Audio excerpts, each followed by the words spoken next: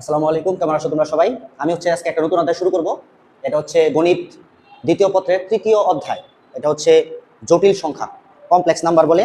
তো আমরা আজকে মেইনলি শুরু করব হচ্ছে জটিল সংখ্যা বা কমপ্লেক্স নাম্বার। তুমি এই অধ্যায়ের আমি চিন্তা করছি যে যদি আর কি চেষ্টা করব, হ্যাঁ, সেটা হচ্ছে যে এই অধ্যায়ের একটা কমপ্লিট প্লেলিস্ট করার জন্য। মানে হচ্ছে প্রথমে হচ্ছে বেসিক আলোচনা, দেন হচ্ছে বইয়ের ইম্পর্টেন্ট যে অঙ্কগুলা সেগুলা করাই দিব ইনশাল্লাহ। পরে সূত্রের যে প্রমাণগুলা সেগুলা দেখাবো, দেন হচ্ছে সিকিউ সলভ করে দিব, অ্যান্ড হচ্ছে এমসিকিউগুলো সলভ করে দিব। তো সবাই যদি একটা ভালো প্রিপারেশন নিতে চাও তাহলে পুরা ক্লাসটাই দেখতে হবে, মানে সম্পূর্ণ যে যে ক্লাসগুলো আপলোড হয় সবগুলাই দেখতে হবে। তো অনলাইনে ক্লাস আমি জানি না তুমি কেমন বুঝতে পারবা, আমিও আসলে অনলাইনে ওরকম অভ্যস্ত না। আমি বেসিক্যালি হচ্ছে অফলাইনে পড়াই আমি, এবং ওইটাই আমি পছন্দ করি। তারপরে হচ্ছে তোমাদের অনেকের কথার জন্য, যে যাদের ক্লাস মিস হয় তারা যেন একটু হেল্প হয়, সেই জন্য আসলে বেসিক্যালি এই উদ্দেশ্য এটা করা। তো আজকে আমরা মেনলি আলোচনা করবো হচ্ছে জটিল সংখ্যা। জটিল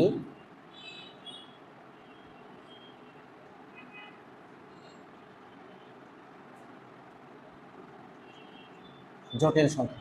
তো প্রথমে কথা হচ্ছে জটিল সংখ্যাটা কোথায় থেকে আসলো বা কিভাবে এই জটিল সংখ্যাটা আসলো সেটা একটু আলোচনা করি। ধরো একটা সমীকরণ সমাধান করতে গিয়ে এরকম হয়েছে এক্স স্কোয়ার প্লাস 1 = 0। তো এটা হতেই পারে। তো এইটা যেহেতু হয়েছে, পরের লাইনটা দেখো কি হয়। পরের লাইনে একটা ঝামেলা হয়ে গেছে, এক্স স্কোয়ার ইকুয়াল টু -1। এই জিনিসটার মধ্যে কিন্তু ঝামেলা কেন? কারণ হচ্ছে তোমার এখানে বলা হচ্ছে যে একটা সংখ্যাকে বর্গ করতেছি, অথচ সেই সংখ্যাটা হচ্ছে মাইনাস। কিন্তু এটা তো আসলে হইতে পারে না। তার মানে এই দেখো, একটা সংখ্যা এক্স, তাকে আমরা বর্গ করতেছি অথচ মান কি মাইনাস। কিন্তু এটা কিন্তু হতে পারে না, কারণ আমরা জানি সকল বর্গ সংখ্যাই ধনাত্মক। বাট এইখানে এক্স কে বর্গ করার পর ঋণাত্মক আসতেছে। এই জিনিসটাকে আমরা বলি জটিল বা কমপ্লেক্স। হ্যাঁ, এটা স্বাভাবিক নাই, এটা অস্বাভাবিক হয়ে গেছে। এই জন্য এখান থেকে আসলে তোমাদের জটিল সংখ্যার উৎপত্তি। তাহলে পরের লাইনটা যদি লেখো, তাহলে এক্স স্কোয়ার ইকুয়াল টু হইতেছে বা এক্স ইকুয়াল টু হইতেছে √/-1। এই যে জিনিসটা, এই জিনিসটাকে আমরা বলি হচ্ছে আই। আই মানে ইমাজিনারি বা কমপ্লেক্স। তাহলে সুতরাং এখান থেকে তাহলে দেখো কি হইলো। সুতরাং আমাদের হইলো যে আই ইজ ইকুয়াল টু হইলো √/-1। সুতরাং আই স্কোয়ারের মান হলো -1। এখান থেকে আমাদের জটিল সংখ্যার উৎপত্তি।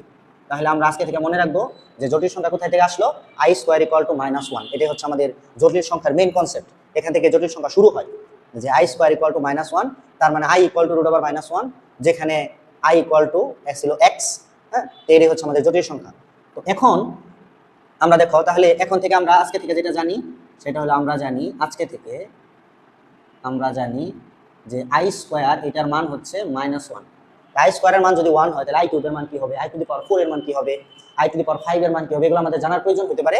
এই জন্য হচ্ছে আমরা ওই টপিকটার নাম দিই আই এর পাওয়ার বা ঘাত নির্ণয়। তাহলে তুমি লেখো যে আই এর পাওয়ার, আই এর পাওয়ার বা ঘাত, ঘাত নির্ণয়, আই এর পাওয়ার বা ঘাত নির্ণয়।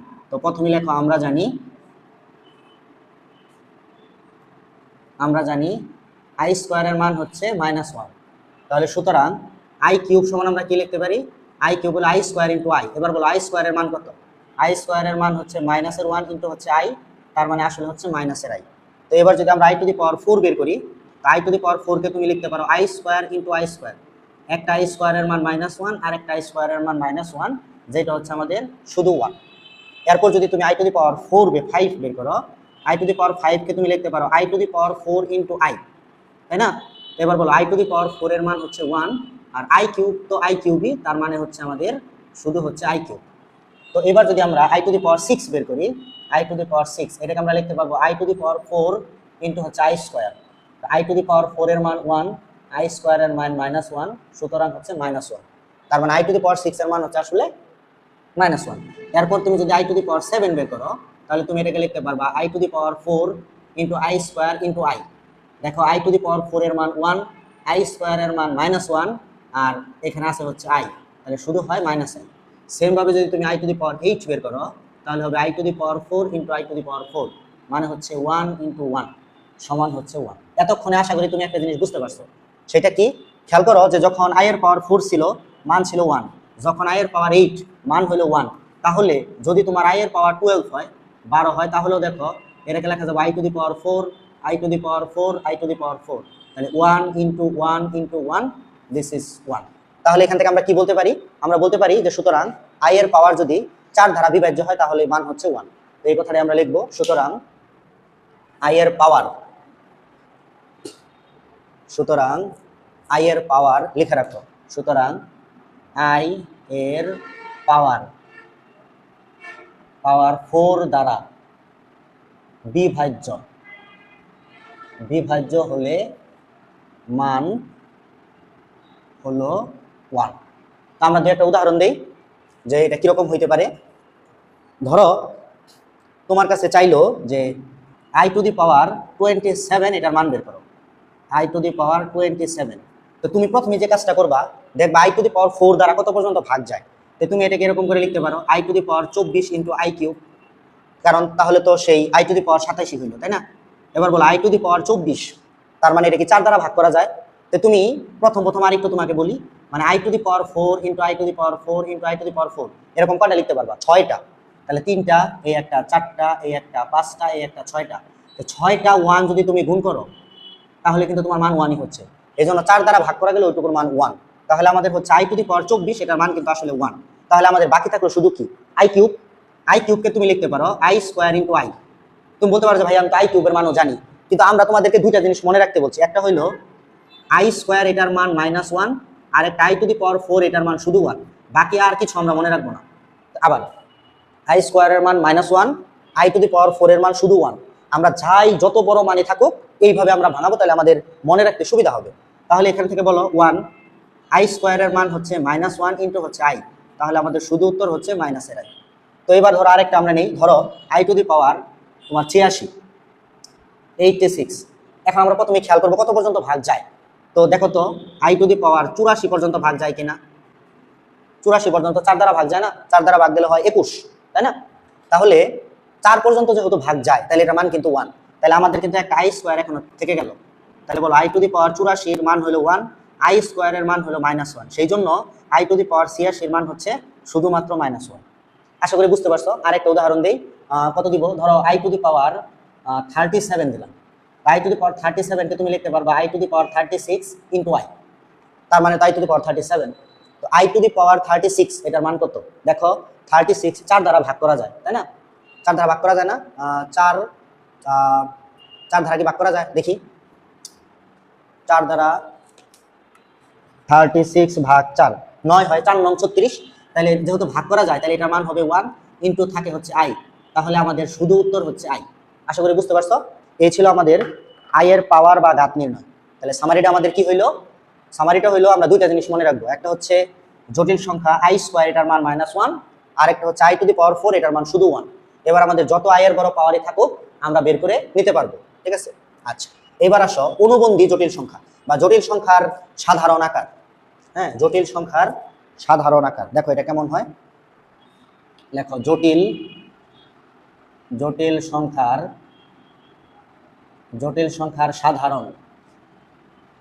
সাধারণ বা আদর্শ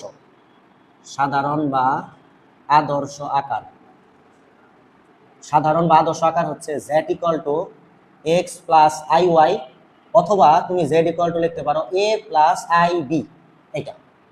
এটা আমরা যখন সমীকরণের প্রয়োজন হবে তখন লিখবো, আর যখন সংখ্যা দেওয়া থাকবে তখন এটা লিখবো। উদাহরণ দেই তাহলে বুঝতে পারবা। ধরো z = এর একটা মান বলো, মনে করো 2 + 3i।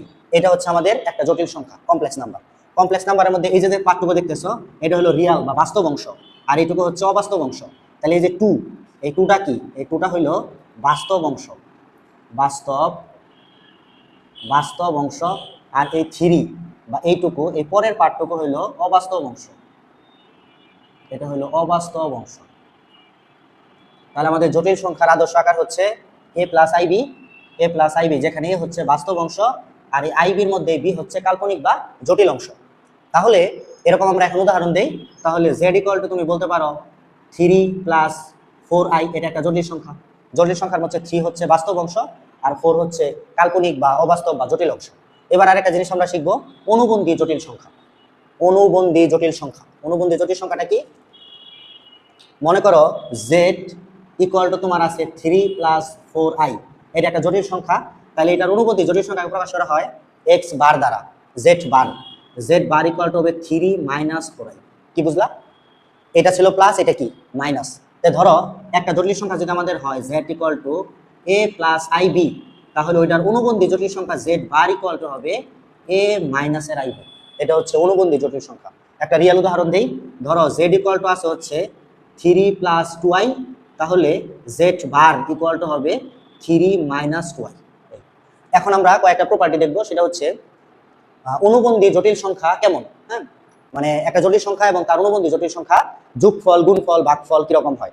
তাহলে লেখো এক নাম্বার হচ্ছে দুটি অনুবন্ধী জটিল সংখ্যার যোগফল বাস্তব। এক নাম্বার কি, দুটি অনুবন্ধী জটিল সংখ্যার যোগফল, দুটি অনুবন্ধী জটিল সংখ্যার যোগফল বাস্তব। আমরা একটা উদাহরণ দেই কিভাবে বুঝলাম। তো তুমি প্রথমে একটা সংখ্যা জেড ধরো, তুমি মনে মনে আশা করি একটা ধরছো এ 2 প্লাস 3i, তারপরে 2 প্লাস 4i, 6 প্লাস 2i, মানে যে কোনো একটা হইতে পারে। আমি লিখলাম 2 প্লাস 3i। তাহলে বলো এটার অনুবন্ধী জটিল সংখ্যাটা কি হবে? অনুবন্ধী জটিল সংখ্যাটা হবে x বার সমান অবশ্যই 2 মাইনাস 3i হবে। এখন আমরা দুইটা অনুবন্ধী জটিল সংখ্যা কি করব? যোগফল। তাহলে সুতরাং z প্লাস z বার, দেখো z এর মান হচ্ছে 2 প্লাস 3i আর z বার হচ্ছে 2 মাইনাস 3i। এবার প্লাস 3i মাইনাস 3i কাটা হয় 4। দেখো এই 4 এটা একটা কি বাস্তব না? এটা হলো বাস্তব। এই জন্য আমরা বলি দুটি অনুবন্ধী জটিল সংখ্যার যোগফল কেমন? যোগফল হচ্ছে বাস্তব। এবার আমরা দেখব দুটি অনুবন্ধী জটিল সংখ্যার গুণফল। গুণফলও বাস্তব হয়। গুণফলও বাস্তব হয় কিভাবে? ধরো সেম আমরা আবার এই দুইটা সংখ্যা ধরে নিলাম। একটা সংখ্যা হচ্ছে z 2 প্লাস 3i, আর একটা হচ্ছে z বার, এটা হচ্ছে 2 মাইনাস 3i। তো এই দুইটা সংখ্যাকে আমরা এখন গুণ করব, গুণ করে দেখব বাস্তব আসে কিনা। তো বাস্তব আসে এটা আমরা কিভাবে বুঝবো? কোনো আই থাকবে না। তাহলে সুতরাং আমাদের হয় z bar equal to z হচ্ছে 2 প্লাস 3i আর z বার হচ্ছে 2 মাইনাস 3i। দেখো এখানে একটা সূত্র পড়ছে a plus b into a minus b। সূত্রটা হচ্ছে a square minus b square. তাহলে এখানে হয় 4 মাইনাস 9i স্কোয়ার। মনে আছে i স্কোয়ারের মান কত? i স্কোয়ারের মান কিন্তু -1। তাহলে দেখো আমাদের এখানে হয় 4 মাইনাস 9i স্কোয়ারের মান -1। তাহলে 4 প্লাস 9, যেটাকে আমরা লিখতে পারি 13। এবার বলো এখানে কি কোনো আই আছে? 13-র মধ্যে কোনো আই নাই, সো এটা হচ্ছে বাস্তব। তাহলে দুটি অনুবন্ধী জটিল সংখ্যার গুণফল কেমন? বাস্তব। আশা করি এটা বুঝতে পারছো। এবার আমরা দেখব দুটি অনুবন্ধী জটিল সংখ্যার বিয়োগফল কেমন হয়। হ্যাঁ, দুটি অনুবন্ধী জটিল সংখ্যার বিয়োগফল। দুটি অনুবন্ধী জটিল সংখ্যার বিয়োগফল। তো সেম ভাবে দুইটা সংখ্যা আমরা ধরে নিলাম। আমি একটু অন্য ধরি বা তুমি ওইটাই ধরো। হ্যাঁ, তাহলে z ইকুয়াল টু কত ছিল? 2 প্লাস 3i আর z বার ছিল 2 মাইনাস 3i। তো আমরা বিয়োগফল যদি বের করি তাহলে আমাদের হবে সুতরাং z মাইনাস z বার, z হলো 2 প্লাস 3i, মাইনাস করলে হবে -2 প্লাস হচ্ছে 3i। দেখো প্লাসের 2 মাইনাস 2 কাটা, 3i প্লাস 3i হয় 6i। বলো এটা বাস্তব না অবাস্তব? এটা হচ্ছে অবাস্তব। তার মানে দুটি অনুবন্ধী জটিল সংখ্যার বিয়োগফল হচ্ছে অবাস্তব। হ্যাঁ, কারণ কিভাবে বুঝলাম অবাস্তব? কারণ এখানে আই আছে, তো যেহেতু আই আছে সেহেতু এটা কেমন? অবাস্তব। তাহলে একটা সংখ্যা বাস্তব না অবাস্তব কিভাবে বুঝবা? যদি রুটের ভিতরে মাইনাস আসে অথবা সংখ্যার সাথে আই থাকে। রুটের ভিতরে মাইনাস আসা মানে কিন্তু হচ্ছে আই। যেমন ধরো √3, √-3, এটা যে অবাস্তব কেমনে বুঝবা? দেখো এটা এরকম করতে পারো, √3 একটা -1 লিখতে পারো। এইবার বলো আই স্কোয়ারের মান কত? -1। তাহলে বলো এখানে -1 আছে, এটা পরিবর্তে কি লিখতে পারবা? I square. তাহলে √3i স্কোয়ার। রুটটা যদি আলাদা করো তাহলে হবে √3i। তাহলে দেখো √-3 যে কথা, √3i কি একই কথা। তাহলে এটা আসলে তাহলে কেমন? এটা হচ্ছে অবাস্তব। এটাও কেমন? এটাও হচ্ছে অবাস্তব। কেন? কারণ আই আছে। এটা কেন অবাস্তব? রুটের ভিতরে মাইনাস আছে। তাহলে কোনো সংখ্যার সাথে আই থাকা অথবা রুটের ভিতরে মাইনাস থাকা, এটা কি রিপ্রেজেন্ট করে? যে ওটা হচ্ছে একটা কমপ্লেক্স নাম্বার। তো এখন আমাদের আরো একটা জিনিস বাকি আছে। আমরা দুইটি অনুবন্ধী জটিল সংখ্যার যোগফল দেখাইছি, গুণফল দেখাইছি, বিয়োগফল দেখাইছি, এবার হচ্ছে ভাগফল দেখাবো। হ্যাঁ, এটা হলো ভাগফল। দুইটি অনুবন্ধী জটিল সংখ্যার ভাগফল কেমন হয়? তো ধরো এটা হচ্ছে দুইটা জটিল সংখ্যা দেওয়া আছে, একটা হচ্ছে z আর একটা z বার। তাহলে সুতরাং ভাগফল কি হবে? z divided by z bar is equal to 2 plus 3i, নিচে হচ্ছে 2 মাইনাস 3i। বলো আই আছে নাকি নাই? অবশ্যই আই আছে। উপরে ওয়াই আছে নিচে ওয়াই আছে। সো এইটা তো তাহলে বাস্তব হতে পারে না, তাহলে এটা অবশ্যই কি, এটা অবশ্যই হচ্ছে অবাস্তব। অবাস্তব, অথবা এটাকে আমরা কি বলতে পারি, এটাকে আমরা বলতে পারি জটিল, অথবা এটাকে আমরা কি বলতে পারি কমপ্লেক্স। কমপ্লেক্স অথবা কি বলতে পারি অবাস্তব, জটিল, কমপ্লেক্স, বা হইলো ইমাজিনারি, অথবা হচ্ছে এই কমপ্লেক্স, অবাস্তব, জটিল। হ্যাঁ, এই তাহলে এটা যে অবাস্তব বা কমপ্লেক্স কেন, কারণ এখানে আই আছে। তাহলে একটু সামারি করি, তোমরা টেস্ট করবা যে দুইটা অনুবন্ধী জটিল সংখ্যার যোগফল বাস্তব, গুণফল বাস্তব, তবে ভাগফল আর বিয়োগফল অবাস্তব। ঠিক আছে, তাহলে এখানে একটু সামারি করি। যোগফল কি ছিল, বাস্তব, বাস্তব। গুণফল কি ছিল, বাস্তব। বিয়োগফল কি, অবাস্তব, অবাস্তব। আর ভাগফল কি, ভাগফল হইল অবাস্তব। তাহলে দুইটা হইল বাস্তব আর দুইটা কি অবাস্তব। এগুলা কাদের ক্ষেত্রে, দুটি অনুবন্ধী জটিল সংখ্যার ক্ষেত্রে। কিরকম, দুটি অনুবন্ধী জটিল সংখ্যা। এবার কথা হলো যদি অনুবন্ধী না হয়, দুটি অনুবন্ধী যদি সংখ্যা যদি অনুবন্ধী না হয়, তাহলে তাদের সকল ফলই মানে গুণফল, ভাগফল, বিয়োগফল, যোগফল সব ফলই অবাস্তব। এটা আমরা একটু লিখে রাখি। এটা কিন্তু শুধুমাত্র অনুবন্ধীর ক্ষেত্রে। এখন যদি অনুবন্ধী না হয়, অনুবন্ধী না হইলে সকল ফলই কি অনুবন্ধী নয় এমন দুটি জটিল সংখ্যার, নোট দিয়ে লেখা রাখো, অনুবন্ধী, অনুবন্ধী নয় এমন দুটি জটিল সংখ্যার, এমন দুটি জটিল সংখ্যার সকল ফল, সকল ফল, সকল ফল বলতে কি, সকল ফল বলতে যোগফল, গুণফল, ভাগফল, বিয়োগফল, সকল ফল কি, সকল ফল হচ্ছে অবাস্তব,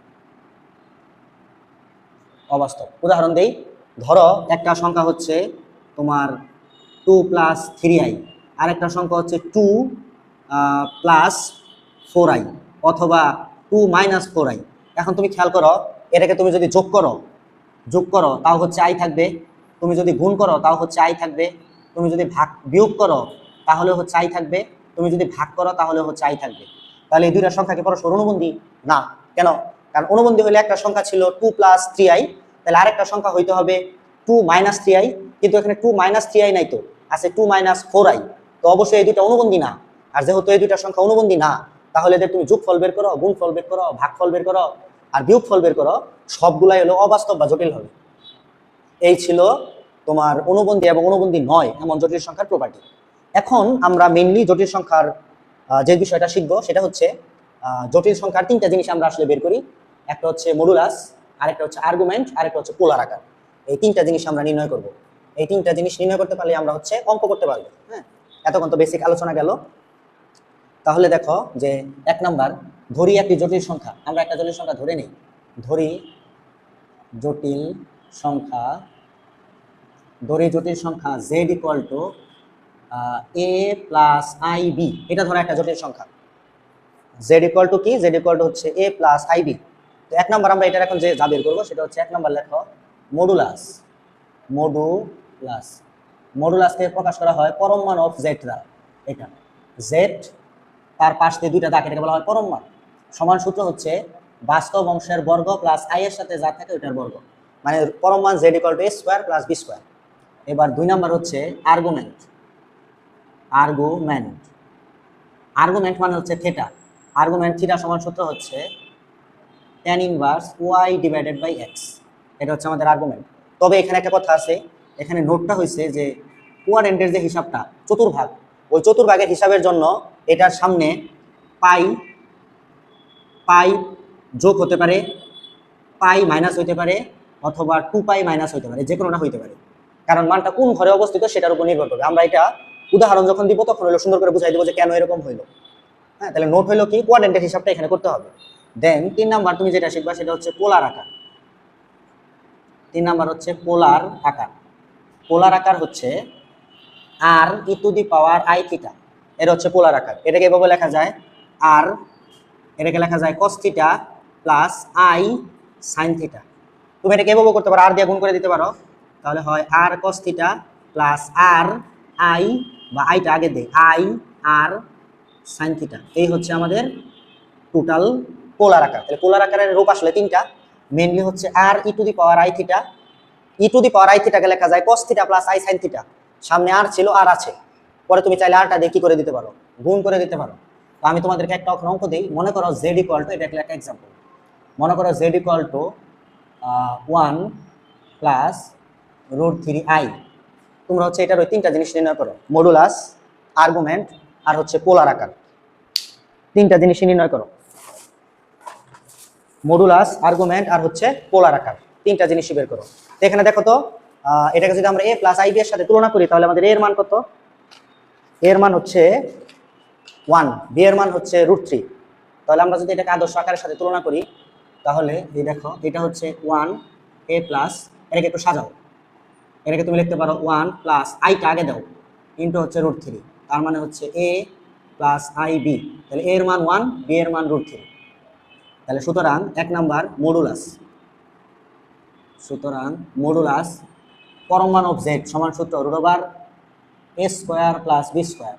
তাহলে বলো এর মান কত, এর মান হচ্ছে 1 তার স্কয়ার প্লাস b এর মান হচ্ছে √3 তার স্কয়ার, তাহলে হয় 1 প্লাস 3 হুইচ ইজ 4, যেটার মান হচ্ছে 2। এটা হচ্ছে আমাদের পোলার আকার, কি বলে মডুলাস। এবার আমরা যদি আর্গুমেন্ট বের করি তাহলে আর্গুমেন্ট সমান সূত্র কি, থিটা সমান tan inverse y by x। হ্যাঁ, তাহলে দেখো আর্গুমেন্ট 2 নাম্বার হচ্ছে আর্গুমেন্ট থিটা সমান tan inverse y divided by x। কেন আমরা কোনো পাই যোগ বিয়োগ বা 2 পাই বিয়োগ করলাম না, কারণ এটা ফার্স্ট কোয়াড্রেন্ট, মানে দেখো প্রথমটাও পজিটিভ দ্বিতীয়টাও কি পজিটিভ, তাহলে এই জন্য আমাদের কিছু যোগ হইল না। তাহলে এখানে আমাদের হচ্ছে tan ইনভার্স, ও তুমি বলতে পারো এখানে y কোথা থেকে আসলো না, মনে আছে না তোমাদের এটার আরেকটা আকার বলছিলাম আমি x প্লাস iy। তাহলে তোমরা চিন্তা করো যেটা a ওটা কিন্তু আসলে x এর মতো, যেটা b ওটা হচ্ছে আসলে y এর মতো।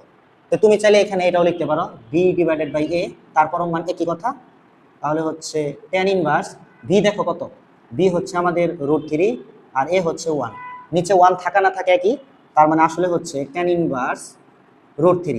tan ইনভার্স √3 মানে কিন্তু 60 ডিগ্রি, যেটা π/3। তাহলে এটা হচ্ছে আমাদের মডুলাস আর এটা হচ্ছে আমাদের আর্গুমেন্ট। এরপর আমাদের যেটা বাকি আছে সেটা হচ্ছে পোলার আকার। তাহলে লেখো পোলার আকার, পোলার আকার, পোলার আকার কি ছিল, পোলার আকার ছিল r e to the power i theta, তাই না? তো আর কত, এই যে দেখো মডুলাস অফ z যেটা না, এটাকে আসলে r বলা হয়। তুমি নোট লেখা রাখো কি, যে r যেটা, r মানে হচ্ছে মডুলাস অফ z, তাহলে r মানে হচ্ছে মডুলাস z, মডুলাস z মানে হচ্ছে r। তাহলে আমাদের এখানে হচ্ছে r মানে মডুলাস z, তো মডুলাস z এর মান তো বের করছো 2, তাহলে এখানে আসলে আমাদের হবে 2 e to the power i, তো i থিটার মান হচ্ছে π/3। এটাই হচ্ছে আমাদের আনসার। এখন তুমি যদি বলো যে এটা আমরা একটু যে আরেকটু যে ভাঙাইতে পারি, তাহলে 2 আমরা বলছিলাম e to the power i theta মানে হচ্ছে cos থিটা, থিটা কত, cos থিটা হচ্ছে π/3 plus i sin theta, sin theta কত, sin থিটা হচ্ছে π/3, এটা হচ্ছে আনসার। এবার তুমি যদি বলো ভাই আমি 2 দিয়ে গুণ করে দিব, এটাও দিতে পারো, তাহলে হবে 2 cos π/3 plus i into 2 sin π/3। এখন তুমি যদি এখানে আরেকটা লাইন করো তাহলে কিন্তু তোমাকে ডাকটা ফিরে আসবে কিভাবে, দেখো cos 60 ডিগ্রি মান কত, হাফ, হাফ আর এই 2 কাটা, তাহলে এখানে থাকে হচ্ছে 1 প্লাস i, তো i sin 60 ডিগ্রি মান হচ্ছে √3/2, তাহলে আমাদের আগে থেকে আছে একটা 2, পরে হইলো √3/2, 2 কি কাটা না, তাহলে দেখো আমাদের সেই ডাকটা ফিরে আসতেছে 1 প্লাস √3i, যেইটা এই যে আমাদের অঙ্ক ছিল 1 প্লাস √3i। তাহলে পোলার আকারে আমরা হচ্ছে মান যদি বসাই তাহলে কিন্তু আমাদের সেই আবার আগের মূল ডাকটা ফিরে আসে, ঠিক আছে? এটা হচ্ছে তোমার কোনো জটিল সংখ্যার মডুলাস, আর্গুমেন্ট এগুলো নির্ণয়। তো আমরা আরেকটা উদাহরণ দেই, তাহলে আশা করি বুঝতে পারবা। এখন হচ্ছে তুমি যত বেশি প্র্যাকটিস করবা তত বেশি হচ্ছে তোমার ক্লিয়ার হবে, যতটুকু ক্লিয়ার হয়েছে আর অনেক বেশি ক্লিয়ার হবে, সেক্ষেত্রে তোমাকে হচ্ছে এখন বেশি প্র্যাকটিস করতে হবে। হ্যাঁ, তো আমরা তোমাদেরকে আরেকটা অঙ্ক দেখাই। ধরো এখন অঙ্কটা হচ্ছে এরকম, z ইকুয়াল টু হচ্ছে -1 প্লাস √3i, এটা হচ্ছে আমাদের এখন অঙ্কটা। তাহলে এটাকে যদি আমরা আদর্শ আকারে নেই তাহলে -1 প্লাস i ইন্টু হচ্ছে √3, তাহলে আমার আদর্শ আকারে ছিল a প্লাস i b। তাহলে দেখো এর মান -1, b এর মান হচ্ছে √3, এর মান -1 আর b এর মান √3। তাহলে এবার আমরা খুব ইজিলি পোলার বের, তারপর হচ্ছে তোমার মডুলাস, আর্গুমেন্ট এগুলো বের করতে পারবো। তাহলে এক নাম্বার হচ্ছে মডুলাস, মডুলাস পরম মান জেড না, পরম মান জেড সমান সূত্র হচ্ছে root over a square plus B square. এর মান কত? এর মান -1 তার স্কোয়ার, বি এর মান হচ্ছে √3 তার স্কোয়ার। তুমি যদি এটাকে সব ঠিক করো তাহলে হবে 2। এবার যদি তুমি আর্গুমেন্ট বের করো, আর্গুমেন্ট থিটা সমান, এবার আমরা এখানে একটু বেসিক আলোচনা করব। খেয়াল করো, আমরা বলছিলাম এ মানে কিন্তু আসলে এক্স এর মানটা, আর বি মানে হচ্ছে ওয়াই। তাহলে এখানে বলো এর মানটা নেগেটিভ না, তার মানে এক্স নেগেটিভ। তাহলে এক্স নেগেটিভ হলে বামে, ওয়াই এর মান পজিটিভ মানে কই ডানে, তার মানে এটা কিন্তু সেকেন্ড কোয়াড্রেন্ট। এই যে চিত্রটা দেখতেছো -2 -1 + 3i, এটা আসলে দ্বিতীয় চতুর্ভাগে। দ্বিতীয় চতুর্ভাগে হলে আমরা কি করি? পাই থেকে বিয়োগ করে দেই, তাহলে আমাদের হবে পাই মাইনাস tan ইনভার্স পরম মান b ডিভাইডেড বাই a। তাহলে এখানে আমাদের হবে পাই মাইনাস tan ইনভার্স b কত? b হচ্ছে √3, a হচ্ছে -1। তো পরম মান মাইনাসটাকে প্লাস করে দিবে, তাহলে নিচে 1 থাকা না থাকা একই, তাহলে শুধু হলো √3 মানে কিন্তু π/3। তাহলে প্রথমে হচ্ছে পাই মাইনাস পাই ডিভাইডেড বাই 3, তাহলে আমাদের উত্তর হচ্ছে 2π ডিভাইডেড বাই 3। এটা হচ্ছে আমাদের আর্গুমেন্ট। এবার যদি আমরা পোলার আকার বের করি তাহলে দেখো, আশা করি কেন পাই মাইনাস হয়েছে বুঝতে পারছো, কারণ এটা হচ্ছে দ্বিতীয় চতুর্ভাগে। এই কথাটাই তখন বলছিলাম যে কোনো সময় পাই বিয়োগ হয়, তাহলে তৃতীয় ঘরে হলে পাই প্লাস tan ইনভার্স b/a হবে, চতুর্থ চতুর্ভাগে হইলে 2π মাইনাস হবে। হ্যাঁ, আচ্ছা, তারপরে হচ্ছে 3 নাম্বার যেটা, সেটা হচ্ছে পোলার আকার। 3 নাম্বার হচ্ছে পোলার আকার। পোলার আকার কি ছিল? e⁻i থিটা, সামনে একটা আর আছে, আর e⁻i থিটা। তুমি এটাকে লিখতে পারো r cos theta plus i sin theta. এবার r এর মান হচ্ছে 2 ব্র্যাকেট cos থিটা কত? থিটা হচ্ছে 2π/3 plus i sin 2π divided by 3। তুমি যদি বলো 2 দিয়ে গুণ করে দিতে পারো, তাহলে হবে 2 cos 2π/3 প্লাস 2i sin 2π/3। এবার তুমি যদি এখন আবার মান বসাই দাও, তাহলে কিন্তু আবার আগের মূল টাকা ফিরে আসবে। মান বসাই দিলে এটা হবে -1 প্লাস √3i। তো আমরা মানটা বসাবো না, কারণ তাহলে আবার আগের মান ফিরে আসতেছে, তাহলে আমরা এই পর্যন্ত রেখে দিব। এটাই হচ্ছে আমাদের পোলার আকার। এই তিনটার যে কোনোটা তুমি দিতে পারো, এই সবগুলাই হচ্ছে পোলার আকার। ইভেন তুমি এটাও দিতে পারো যে আর এর মান হচ্ছে 2 e⁻i, থিটা হচ্ছে 2π/3, এটাও তুমি রাখতে পারো, কোনো অসুবিধা নেই। পোলার আকার মেইন কনসেপ্টটা হলো আর e⁻i থিটা, তুমি আর এর মান বসাবা আর থিটার মান বসাবা, তারপরে হচ্ছে cos theta plus i sin theta লিখতেও পারো, নাও পারো, আবার লিখা হচ্ছে গুণ করেও দিতে পারো, তোমার ইচ্ছা। এই ছিল জটিল সংখ্যার মডুলাস এবং আর্গুমেন্ট। এখন আমরা বইয়ের একটা দুইটা ম্যাথ করি। হ্যাঁ, তো একটা নোট আগে লেখা রাখো, যে কোনো জটিল সংখ্যার নোটটা ইম্পর্টেন্ট। সেটা কি? নোটটা হইল, দেখো, যে কোনো জটিল সংখ্যার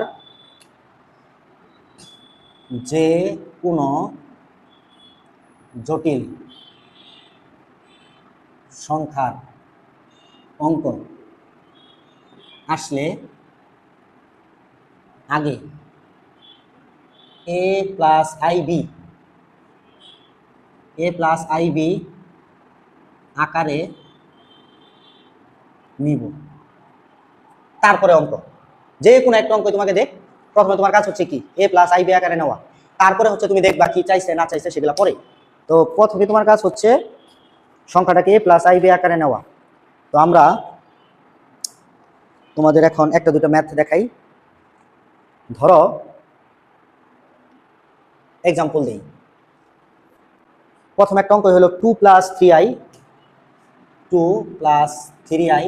ব্র্যাকেটে হচ্ছে 4 প্লাস 5i, বলছে এটাকে a প্লাস আইবি আকারে নাও। a প্লাস আইবি, এটাকে অনেক সময় বড় হাতের a প্লাস ছোট হাতের আইবি এভাবে প্রকাশ করে। তো a প্লাস আইবি আকারে, অথবা তোমাকে বলতে পারে x প্লাস আইওয়াই আকারে, যে কোনোভাবে নাও। তো তুমি গুণ করো সিম্পল ভাবে, তাহলে এটা দিয়ে যদি এটাকে গুণ করো তাহলে হয় 8 প্লাস এটা দিয়ে এটাকে গুণ করলে হয় 10i, এটা দিয়ে এটাকে গুণ করলে হয় প্লাস 12i, এটা দিয়ে এটাকে গুণ করলে হয় প্লাস 3 5 15, i গুণ করলে হয় i²। তো তোমরা তো জানো i² এর মান কত? i² এর মান হচ্ছে -1। তাহলে আমরা এখন যে কাজটা করব, 8 প্লাস এটা যদি আমরা যোগ করি তাহলে হয় 22i প্লাস i² এর মান কত? -1, তাহলে এখানে আসলে হয় -15। তাহলে এবার হচ্ছে আমরা খালি বিয়োগ করব, 15 থেকে যদি আমরা 8 বাদ দিই তাহলে থাকে কত 7 না, তাহলে হচ্ছে -7 প্লাস 22i। এই হচ্ছে আমাদের আদর্শ আকারে এসে গেছে। এখন আমরা এটাকে লিখবো -7 একটা ব্র্যাকেট দিলাম প্লাস i ইন্টু 22। দেখো তো a প্লাস i b হয়েছে না? তাহলে বলো a এর মান কত? a এর মান -7, b এর মান হচ্ছে 22। এটা হচ্ছে আমাদের a প্লাস i b আকারে। এখন যদি এটার মডুলাস চাইতো, তো মডুলাস চাইলে কি করবা? তাহলে সুতরাং মডুলাস পরম মান z সমান √a স্কয়ার। এর মান হচ্ছে -7 তার স্কয়ার, আর এখানে হচ্ছে 22 তার স্কয়ার। তাহলে আমরা দেখি কত হয়, 7 7 49, আর হচ্ছে তাহলে 7 7 49 প্লাস 22 কে স্কয়ার করলে হয় 484 যোগ হচ্ছে 49, তাহলে হয় √533। এটা হচ্ছে আমাদের মডুলাস। তো আমরা ইচ্ছা করলে এখন আর্গুমেন্ট বের করতে পারি, পোলার আকারও বের করতে পারি, সব করতে পারি। তো তোমাকে যদি যে অঙ্কটা দেয়, দেয়া যদি বলে মডুলাস বের করো, তাহলে দেখো প্রথমে তোমাকে কি করতে হইল? প্রথমে তোমাকে a প্লাস i b আকারে নিতে হইলো, দেন তুমি মডুলাসটা বের করতে পারলা। এই কথাটাই আমি বলছিলাম যে যে কোনো জটিল সংখ্যার অঙ্ক আসলে তুমি প্রথমে হচ্ছে তাকে a প্লাস i b আকারে নিবা, দেন হচ্ছে তোমাকে কাজ করতে হবে। হ্যাঁ, তো আমরা আরো এক্সাম্পল এখন দেখাবো। বেসিক আলোচনা হয়ে গেছে। হ্যাঁ, এখন তোমার কাজ হচ্ছে বইয়ের যত ম্যাথ আছে সবগুলারই হচ্ছে মডুলাস আর আর্গুমেন্ট বের করে ফেলা। তা আমি তোমাদেরকে কয়েকটা করাই দেই আরো, দেখো কি ধরনের ম্যাথ আছে। আচ্ছা, এখানে একটা ম্যাথ আছে 3 +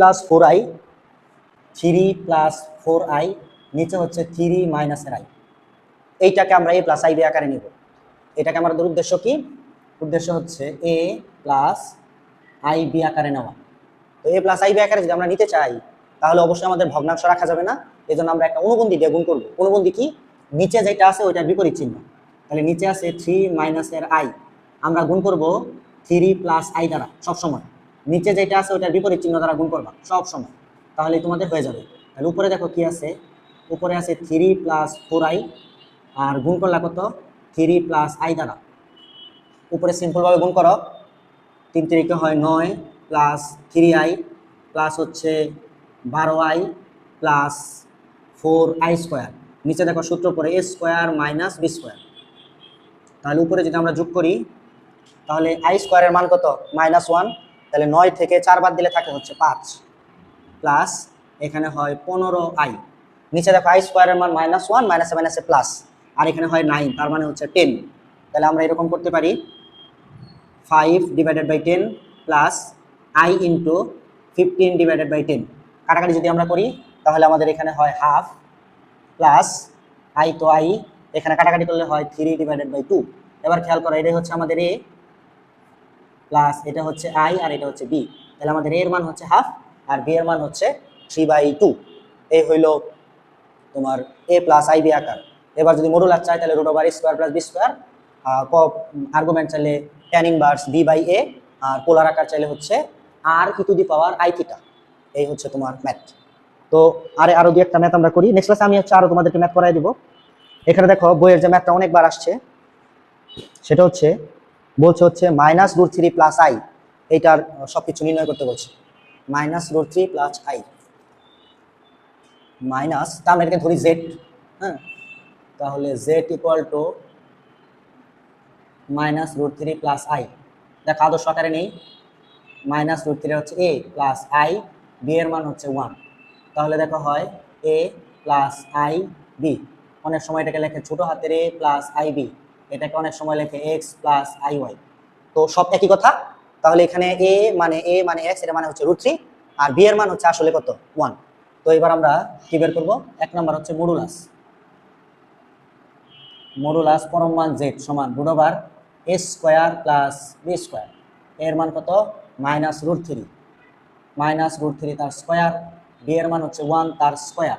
তাহলে এখানে হয় 3 + 1 মানে হচ্ছে 2। এবার যদি আমরা থিটা বের করি, মানে হচ্ছে আর্গুমেন্ট থিটা সমান tan ইনভার্স। এখানে দেখো আগে হিসাব করতে পারে কোন কোয়াড্রেন্ট। দেখো x এর মান নেগেটিভ বামে, y এর মান পজিটিভ মানে উপরে, তাহলে এটা হচ্ছে সেকেন্ড কোয়াড্রেন্ট। সেকেন্ড কোয়াড্রেন্ট হলে উত্তর হয় পাই মাইনাস tan ইনভার্স b/a। তো পাই থাকুক, পাই মাইনাস tan ইনভার্স। দেখো আমাদের b কত? b হচ্ছে 1, a হচ্ছে -√3, তার পরম মান মাইনাসটা প্লাস করে দিবে, থাকবে 1/√3। tan ইনভার্স 1/√3 মানে কিন্তু 30 ডিগ্রি, 30 ডিগ্রি মানে π/6। তাহলে উত্তর হবে π মাইনাস π/6। তাহলে যদি আমরা লসাগু করি তাহলে হবে 6, এখানে হবে 6π মাইনাসের পাই, তার মানে হচ্ছে 5π/6। এটা হচ্ছে আমাদের আর্গুমেন্ট। এবার যদি আমরা পোলার আকার বের করি, পোলার আকার কি r e to the power i theta. আর এর মান কত? আর এর মান হচ্ছে 2 e to the power i, theta হচ্ছে 5π/6। তো তুমি যদি চাও তাহলে লিখতে পারো cos থিটা, থিটা বলতে কত 5π/6 plus i sine theta, theta কত 5π/6। তুমি চাইলে আর দিয়ে গুণ করেও দিতে পারো, তোমার ইচ্ছা। এই হচ্ছে আমাদের যে কোনো একটা জটিল সংখ্যার মডুলাস, আর্গুমেন্ট এবং হচ্ছে পোলার আকার নির্ণয়। আচ্ছা, আমরা আরো একটা দুইটা একটু ম্যাথ করি। আরেকটা ম্যাথ হলো 3 + 4 + 3i। এটা আমাদেরকে বলছে কাজ করতে 3 + 4i। তা আমরা ধরি z = 3 + 4i। হ্যাঁ, তাহলে আমাদের আদর্শ আকার দেখো 3 + আইটাকে সামনে লেখা 4টাকে পরে লিখি। হ্যাঁ, একটা ব্র্যাকেট দিয়ে সুন্দর দেখা যায়। তাহলে আমাদের এটা হচ্ছে a + i, এটা হচ্ছে b। তাহলে সুতরাং আমাদের a এর মান কিন্তু আসলে 3 আর b এর মান হচ্ছে 4। তাহলে আমরা এখন খুব ইজিলি মডুলাস বের করতে পারি। মডুলাস পরম মান z সমান √a² + b²। তাহলে এটা হবে 5। আর থিটা সমান আর্গুমেন্ট হবে tan ইনভার্স v/a, তার মানে 4/5। আর পোলার আকার হবে ই টু দি আর, পোলার আকার হচ্ছে R e to the power i theta. আর এর মান কত? আর এর মান হচ্ছে 5 ই টু দি পাওয়ার আই, থিটার মান হচ্ছে tan ইনভার্স 4/, v/a, এ তো 3, সরি 3, তাহলে এটা হবে 4/3। এটা হচ্ছে আমাদের পোলার আকার। এটা হচ্ছে মডুলাস, এটা হচ্ছে আর্গুমেন্ট, আর এটা হচ্ছে পোলার আকার। তো আশা করি জটিল সংখ্যার মডুলাস, আর্গুমেন্ট এবং পোলার আকার এইগুলা নিয়ে আর কারো সমস্যা হবে না ইনশাল্লাহ। তো দ্বিতীয় ক্লাসে আমরা যেটা আলোচনা করব সেটা হচ্ছে তোমাদের বর্গমূল নির্ণয় নিয়ে। হ্যাঁ, তাহলে যে কোনো জটিল সংখ্যার মডুলাস, আর্গুমেন্ট এবং পোলার আকার তোমরা বের করবা। তার আগে আমি আজকে আরেকটা অঙ্ক একটু দেখাই। দেওয়া আছে z = 2 + 3i। দেওয়া আছে z = 2 + 3i। তো আমাদেরকে প্রমাণ করতে বলছে যে প্রমাণ করো যে z² প্লাস z বার, হ্যাঁ, z² প্লাস z বার প্লাস z বার স্কোয়ার = 23 হবে। তাহলে আমরা লেফট হ্যান্ড সাইডটা লিখি। লেফট হ্যান্ড সাইড হচ্ছে z² প্লাস z বার প্লাস z বার তার স্কোয়ার। বলো z এর মান কত? z এর মান হচ্ছে 2 + 3i তার স্কোয়ার প্লাস z এর মান হচ্ছে 2 + 3i। এবার বলো z বার তাহলে কত হবে? z বার হবে অবভিয়াসলি 2 - 3i, কারণ z তো z বারের অনুবন্ধী। একটা যে 2 + 3i হয় আর একটা 2 - 3i হবে, প্লাস z বার স্কোয়ার, তার মানে 2 - 3i তার স্কোয়ার। এখানে আমরা সিম্পল সূত্র দিব a² প্লাস 2ab, তাহলে 3 × 6, 6 × 12 প্লাস 3i তার স্কোয়ার, তাহলে আমাদের হবে -9 প্লাস এখানে যদি আমরা সূত্র দিই তাহলে হবে a² প্লাস b² মানে 9, a² প্লাস b²। হ্যাঁ, আর এখানে প্লাস i² আবার -1, ঠিক আছে। আচ্ছা, এখানে প্লাস, এখানে দেখো কত হয়, এখানে হবে 4 - 12i প্লাস হচ্ছে 9। তাহলে দেখো প্লাস 12i মাইনাস 12i কাটা, প্লাসের 9 মাইনাস 9 কাটা, তাই না? তাহলে এখানে হয় 4 4 4 12, 12 আর হচ্ছে 9, 12 আর 9 মেবি 23, এই 23। এই হচ্ছে আমাদের আনসার। আশা করি বুঝতে পারছো যে কেন এটার মান হচ্ছে 23। তো এখন তোমাদের এটা হচ্ছে রূপন্তীর বই থেকে আমি অঙ্কগুলো করাইলাম। তোমরা জটিল সংখ্যার বর্গমূল নির্ণয়ের আগ পর্যন্ত ম্যাথগুলো করে ফেলবা। হ্যাঁ, আর আমি হচ্ছে ম্যাথ এবং ফিজিক্স পড়াই। তোমার যদি কখনো ম্যাথ এবং ফিজিক্সে পড়তে নিয়ে যদি মনে হয় যে তুমি এই জিনিসটা একদম ভিতর থেকে বুঝতেছো না, তাহলে তুমি যে কোনো সময় আমার সাথে যোগাযোগ করতে পারো। আমি আশা করি তোমাকে জিনিসটা একদম ক্লিয়ার করে দিতে পারবো। আর আরেকটা কথা আমি বলি, অনলাইনে আসলে যতটুকু মানে আমি তোমাকে দিতে চাই তার 30% আসলে দিতে পারি না, কারণ এই পড়াটা আসলে অনলাইনের না, লেখাপড়াটা অনলাইনে আসলে এরকম হয় না। আমি অনলাইনে বিশ্বাসী না, যদি অনলাইনে পড়াচ্ছি কিন্তু তারপরেও আমি অনলাইনে বিশ্বাসী না। তোমাকে যদি একদম প্রপার ওয়েতে ভালো করতে হয় তাহলে অবশ্যই তোমাকে অফলাইনেই করতে হবে। হ্যাঁ, অনলাইনে দেখো আমি একটা ম্যাথ করলাম, তুমি এখন এত শস্য দেখতেছো, তাই না? আর তুমি মনে করতেছো যে আমি বুঝতেছি, পারবো পারবো, কিন্তু পরীক্ষার হলে গিয়ে দেখো তুমি ম্যাথ এভাবে করতে পারবা না। বিশ্বাস না হয় তুমি তো এই ইতিপূর্বে ধরা খাইছো অবশ্যই, যে তুমি ম্যাথ দেখে গেছো কিন্তু পরে আর করতে পারতেছো না। ম্যাথ ফিজিক্স জিনিসটা কি, তোমার খাতায় প্র্যাকটিস করতে হবে, একা একা একা প্র্যাকটিস করতে হবে। যেমন তুমি যদি এখন আমার কাছে থাকতা, আমি তো তোমাকে এটা করাই দিতাম না, হ্যাঁ? আমি তোমাকে বুঝাই দিতাম, বুঝাই দিয়ে আমি দাঁড়াই থাকতাম, দেখতাম তুমি কিভাবে করো, কোথায় ভুল হয় বা কেন হচ্ছে না, কোন জায়গায় তুমি ভুল করো, এগুলো অ্যাড্রেস করতাম। একদিন 2 দিন 3 দিন দেখানোর পর দেখা যেত যে তোমার আর কোনো সমস্যা হচ্ছে না। তো সেজন্য আমি বলি যে তুমি যদি ভালো করতে চাও তাহলে অবশ্যই কারো না কারো কাছে অফলাইনেই পড়ো, অনলাইন তুমি করতে পারো, কিন্তু বাসায় প্র্যাকটিস করতে হবে, প্রচুর প্র্যাকটিস করতে হবে, হ্যাঁ? আর চাপ না থাকলে তো প্র্যাকটিস হয় না, তুমি একা একা কতটা পড়ো আমি জানি না। তো সবাই ভালো থাকো, নেক্সট ক্লাসে হচ্ছে আমরা দেখাবো জটিল সংখ্যার বর্গমূল নির্ণয়। তো সবাই ভালো থাকো, আসসালামু আলাইকুম।